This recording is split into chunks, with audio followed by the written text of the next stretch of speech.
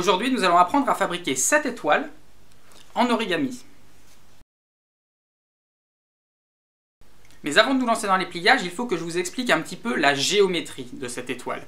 Cette figure géométrique-là, on appelle ça un grand dodécaèdre étoilé. Qu'est-ce que ça signifie tout ça? Étoilé, on voit assez bien ce que ça veut dire que grosso modo, ça a la forme d'une étoile. Dodécaèdre, ça veut dire que c'est une figure qui a 12 faces. Dodéca, ça veut dire 12 en grec. Seulement, quand on la regarde d'un petit peu plus près, cette figure, à première vue, on a l'impression qu'il y en a beaucoup plus que 12 des faces ici. Cette impression-là, elle est due au fait que les faces, ce sont elles-mêmes des étoiles. Chacune des 12 faces de ce polyèdre est une étoile à 5 branches. Pour bien comprendre ça, regardons sur ce plus grand modèle. Ici, on a colorié une face en bleu. Vous voyez qu'une face, c'est une étoile à 5 branches qui est parfaitement plane comme ceci. Et des étoiles comme ceci, dans ce grand dodécaèdre étoilier, eh bien il y en a au total 12. Vous voyez qu'on en a par exemple ici une autre qui est rouge, on en a une autre qui est jaune à cet endroit-là. Elles s'entremêlent parfaitement et il y en a 12 pour former cette figure géométrique parfaitement régulière qu'est le grand dodécaèdre étoilé. Dans une précédente vidéo, je vous avais déjà parlé des solides de Platon. Les solides de Platon, ce sont tous les polyèdres qui sont parfaitement réguliers, c'est-à-dire tous les polyèdres dont toutes les faces sont égales, dont tous les sommets sont égaux, dont toutes les arêtes sont égales. Seulement, dans la définition des solides de Platon, on ne s'autorise pas à avoir des arêtes qui se croisent ou avoir des faces qui se croisent entre elles. Si on n'autorise pas ça, eh bien les solides de Platon, au total, il y en a 5. Seulement, si on a le droit de rajouter en plus des faces qui se croisent ou des sommets qui se croisent, eh bien on obtient en plus 4 nouveaux solides parfaitement réguliers qui sont des solides étoilés qu'on appelle les solides de Kepler-Poinsot, et le grand dodécaèdre étoilé fait partie de ces 4 solides de Kepler-Poinsot. Mais trêve de bavardage, il est temps de passer au pliage.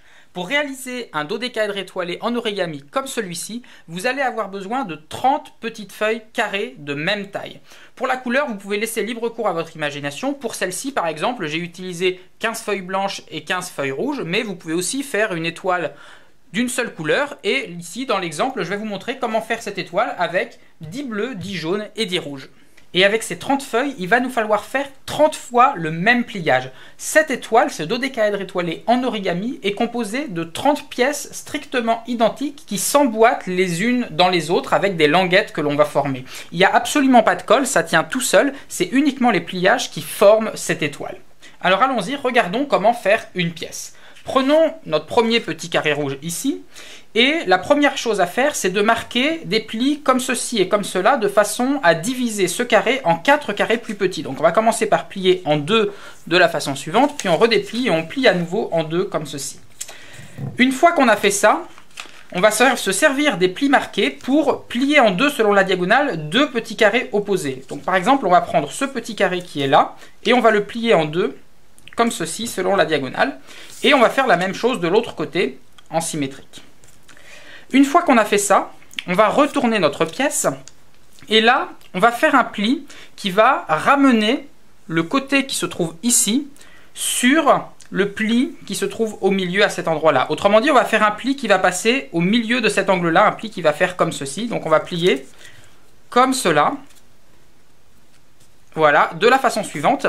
Et une fois qu'on a fait ça, eh bien, on refait la même chose en symétrique, comme ceci. Alors cette étape-là, c'est l'étape la plus délicate, celle sur laquelle il faut bien faire attention lorsque l'on fait les pièces. Pourquoi? Parce que quand on est là, il y a 2 façons de faire les plis qui sont très proches l'une de l'autre. Là, ici, on a décidé de faire le pli comme ceci et comme cela, c'est-à-dire de rabattre ces 2 côtés, ici, là et là, sur cette diagonale-là. Mais on aurait pu aussi choisir de les rabattre sur cette diagonale-là, c'est-à-dire de plier comme ceci et comme cela. Et si on fait ça à la place, eh bien on obtient une pièce qui ressemble beaucoup à celle que l'on va faire, mais qui n'est pas exactement identique, qui en réalité va être symétrique. Or, pour faire l'étoile, il est bien important que toutes les pièces soient rigoureusement identiques. Si on a 2 pièces qui sont symétriques l'une de l'autre, elles ne vont pas bien s'emboîter. Donc, pour la première pièce, en fait, vous pouvez faire comme vous voulez. Vous pouvez soit plier comme ceci, comme j'ai fait, soit plier dans l'autre sens, comme ça. Mais retenez bien la façon dont vous le faites, parce qu'il va falloir que toutes les pièces ensuite soient identiques. Moi, je repère toujours en regardant la diagonale qui monte. Ici, ça c'est la diagonale qui monte. Ici, c'est la diagonale qui descend. Donc, les 2 côtés qui sont parallèles ici et là, je les ramène sur la diagonale qui monte. Donc, celle-ci et celle-ci, comme ça. Une fois qu'on a fait ça, la pièce se poursuit de la façon suivante. On retourne ici. Et on va plier selon un pli qui va aller de là à là, donc de l'angle qui est ici, dans ce coin-là, jusqu'au milieu de ce côté-là qui est marqué ici par le bord de la petite languette qui se trouve ici. Donc on va plier comme ceci. Voilà. Et puis toujours de la même façon, on fait le même pli en symétrique. Donc on va faire un pli qui va aller de là à là, comme ceci. Et puis, une fois qu'on a fait ça, on a presque fini. Il faut maintenant rabattre les deux petites languettes qui se trouvent ici et là vers l'arrière. Et enfin, on retourne et on va maintenant juste marquer le pli en deux. Donc on a une forme qui est un losange et on va marquer le pli en deux sur la petite diagonale du losange. Donc comme ceci. Et voilà. Là, la pièce est finie. Les petites languettes qu'on a dépliées ici, on peut les redéplier. C'était juste pour marquer le pli. Ça va juste servir de languette. Vous allez voir, c'est ça qui va servir à emboîter les pièces dans le montage. Mais pour le moment, on a juste notre première pièce. Et maintenant, il faut faire les 29 autres. Une demi-heure plus tard, les pièces sont faites. On va pouvoir s'attaquer au montage. Pour le montage, nous allons former un à un chacun des 20 pics qui forment cette étoile. Chacun des 20 pics est formé avec 3 pièces et chacune des pièces va être utile pour 2 pics. Pour bien comprendre ça, regardons comment se place une pièce sur l'étoile finale. Chacune des pièces est formée, vous voyez ici, de deux triangles isocèles qui se touchent par leur base, comme ceci et comme cela. Et chacun de ces deux triangles va être utile pour 2 pics voisins. Par exemple, sur cette étoile-là, cette pièce-ci va pouvoir se placer comme ceci. Vous voyez, elle se place entre 2 pics. On trouve une face ici et une face là qui appartiennent à la même pièce. Alors c'est parti, montons notre premier pic. Pour ceci, on a besoin de 3 pièces, donc on va prendre une bleue, une jaune et une rouge. Pour le montage, on va regarder sur chacune des pièces. Vous voyez que sur chacun des petits triangles qui est ici, on a à chaque fois une languette qui se trouve sur le côté ici et qui va servir à venir s'emboîter dans les autres pièces du pic. Et on a ici une petite pochette qui se soulève, comme ça on peut soulever cette partie-là. Et cette pochette, c'est à l'intérieur d'elle qu'on va venir glisser les languettes des autres pièces. Prenons par exemple pour commencer la bleue et la rouge. La rouge, je vais venir la mettre ici, à côté de la bleue. La languette rouge, elle se trouve ici. La languette rouge, je vais venir la faire passer devant la bleue. Et cette languette rouge, je vais venir la glisser à l'intérieur de la pochette bleue qui se trouve ici. Une fois qu'on a fait ça, la pochette bleue, on la referme bien. Et ici, la pièce rouge est maintenant prisonnière. Elle est bien prise à l'intérieur de la pièce bleue. Une fois qu'on a fait ça, on prend la pièce jaune. Et la pièce jaune, on va venir l'emboîter dans la pièce rouge. Donc ici, on a notre pochette rouge qui s'ouvre. Ici, on a notre languette jaune qui se déplie, et la languette jaune, on va venir la mettre à l'intérieur, comme ceci, de la pochette rouge.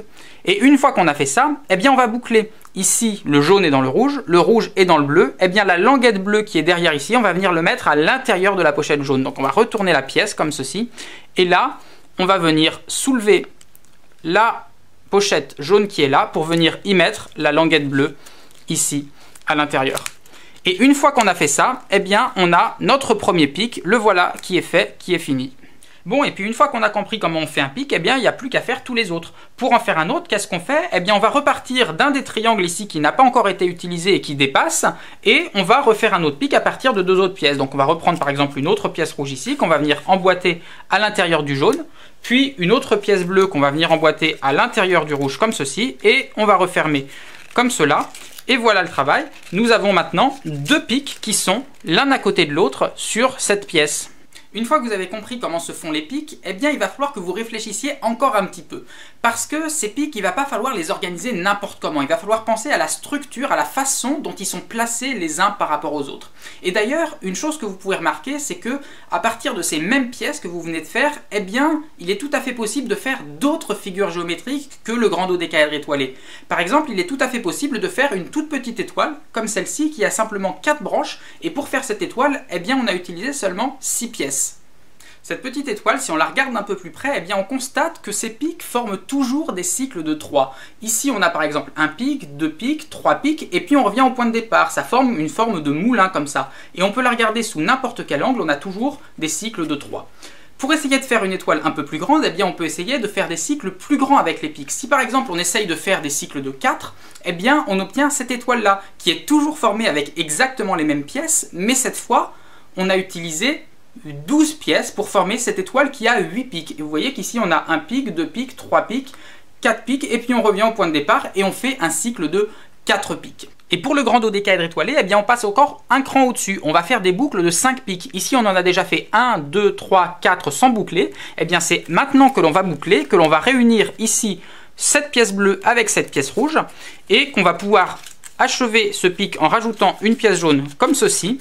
Et on fait de la sorte une boucle de 5 pics comme ceci, et c'est cette structure qu'il va falloir répéter sur toute l'étoile pour obtenir une étoile parfaitement régulière.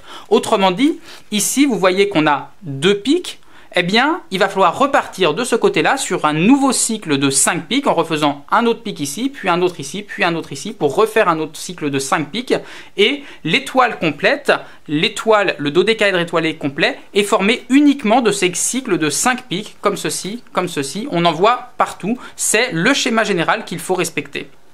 Et en respectant toujours ce principe de boucle de 5 pics, eh bien vous allez voir que finalement l'étoile, elle va se former toute seule. Il y a besoin de réfléchir à rien d'autre que ça. Si vous formez toujours des boucles uniquement avec 5 pics, eh bien la structure va se refermer naturellement sur elle-même et va naturellement prendre la forme de cette étoile. Vous voyez qu'ici on a déjà presque fini, il ne nous reste plus que quelques pièces à mettre et l'étoile va se refermer naturellement sur elle-même.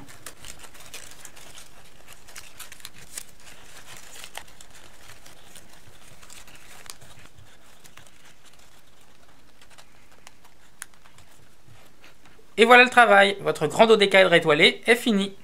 Et puis une fois que vous avez fini votre grand dodécaèdre étoilé, eh bien vous pouvez laisser libre cours à votre imagination avec les mêmes pièces. Regardez cette étoile qui se trouve derrière moi. Celle-ci, elle a nécessité 120 pièces et elle compte 80 pics au total. Et regardez celle-ci qui est encore différente. Celle-ci, elle est très particulière parce que regardez, ces pics ne sont pas les mêmes que ceux du grand dodécaèdre étoilé. Cette fois, chacun des pics est formé avec 4 pièces. Nous avons des pics qui ne sont plus triangulaires mais qui sont carrés. On a formé de cette façon-là une étoile à 6 branches.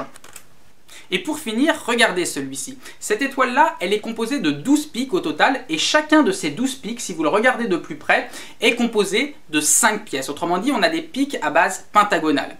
Et celui-ci, il est très particulier parce que vous vous êtes peut-être posé la question au cours de la vidéo, mais on a construit dans cette vidéo le grand dodécaèdre étoilé. Mais s'il existe un grand dodécaèdre étoilé, il doit probablement exister aussi un petit dodécaèdre étoilé.